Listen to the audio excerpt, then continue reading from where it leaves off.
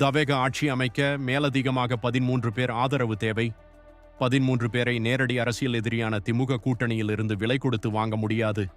அது நடக்கவும் நடக்காது. அல்லது கொள்கை எதிரியான பாஜக கூட்டணியிலிருந்து விலை கொடுத்து வாங்க அதுவும் முடியாது. காரணம், பாஜக ஒரு இடம்தான். தனி பெரும்பான்மை இல்லாத நிலையில் தமிழகத்தில் தவேக ஆட்சி அமைப்பதற்கான ஆலோசனைகளை மேற்கொண்டு வருகிறது. அடுத்தடுத்த நகர்வுகள் என்னென்ன? மொத்தமுள்ள 234 தொகுதிகளில் 118 தொகுதிகளை தனிக்கட்சியாக வென்றால் மட்டுமே தனிப்பெரும்பான்மை ஆட்சி அமைக்க முடியும். ஆனால் தனிக்கட்சியாக 107 இடங்களை மட்டுமே தவேக வென்றுள்ளது. அதிலும் தவேக தலைவர் விஜய் 2 தொகுதிகளில் போட்டியிட்டு 2லுமே வெற்றி பெற்றிருக்கிறார். அதில் ஒன்றை அவர் ராஜினாமா செய்ய வேண்டும். எனவே அதில் ஒரு தொகுதி குறைந்து 106 இடங்கள் மட்டுமே கிடைக்கும். அடுத்ததாக சபாநாயகராக ஒருவரை நியமிக்க வேண்டும். அதிலும் ஒரு சீட் குறைந்து 105 ஆக குறையும். எனவே தவேக கட்சி கூட்டணி ஆட்சி அமைப்பதற்கு இன்னும் 13 இடங்கள் வேண்டும். திமுக கூட்டணியில் திமுக 60, காங்கிரஸ் 5 கம்யூனிஸ்ட், 2 கம்யூனிஸ்ட், 2 தேமுதிக, 1 யூமுலீக், 2 விசிக 2 இடங்கள் கிடைத்துள்ளன.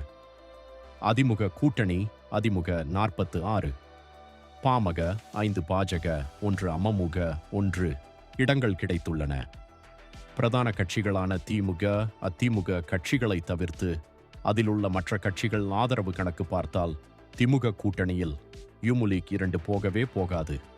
அப்போ அங்க மிச்சம் இருப்பது 12 தான். இன்னும் ஒன்று குறையுது. அப்படியானால் பாஜக கூட்டணியில் 7 தான் இருக்கு. இது கூட கூட்டணி வச்சா 6 குறையுது. 1 தேமுதிக வாயிருக்கே, அதை சேர்த்தா 3 மாசம் கூட ஆட்சி தாக்கு பிடிக்காது. விசிக பிஜேபி இருக்கும் இடத்தில் இருக்காது. பாஜகவும் காங்கிரசும் எப்படி ஒரே இடத்தில் இருக்க முடியும்? மாணிக் தாக்கூர் பேச்சை இங்குள்ள காங் கேட்க மாட்டாங்களே. சோடேங்கரை சொடக்கு போட்டு அனுப்பிடுவாங்க. ஒருவேளை ராகா மானமாவது மரியாதையாவது என்று வழக்கம் போலவே தவறான முடிவு செய்தால் பின் விளைவுகள் பெருத்த செய்கூலி சேதாரத்தை கொடுக்கும். ஏற்கனவே தீதி மம்தா வெறியில் இருக்கா? அவர்கள் என்ன அதிமுக அமமுக மாதிரி மானம் கெட்டவர்களா?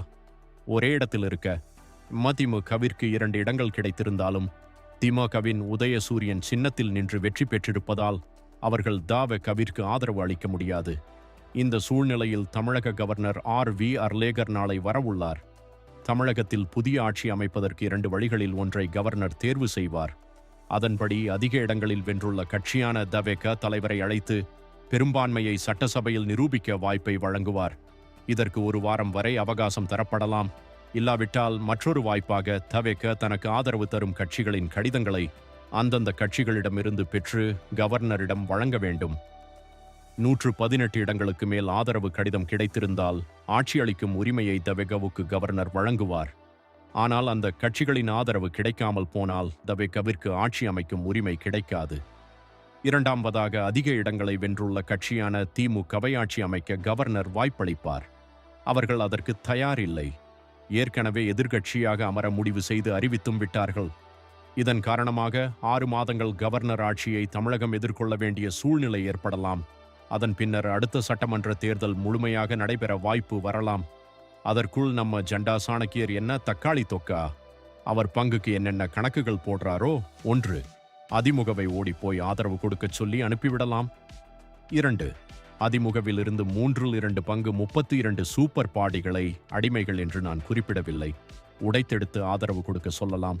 3 SP வேலுவை துணை முதல்வர் ஆக்கலாம். இறைவன்தான் அறிவான். ஆனால் பெருத்த பணம் புழங்கும் மாநிலமாக தமிழ்நாடு மாறலாம். சிறியோர் செய்த வெள்ளாமை விளைஞ்சாலும் வீடு வந்து சேராது. என்ன அருமையா பெரியவங்க சொல்லியிருக்காங்க.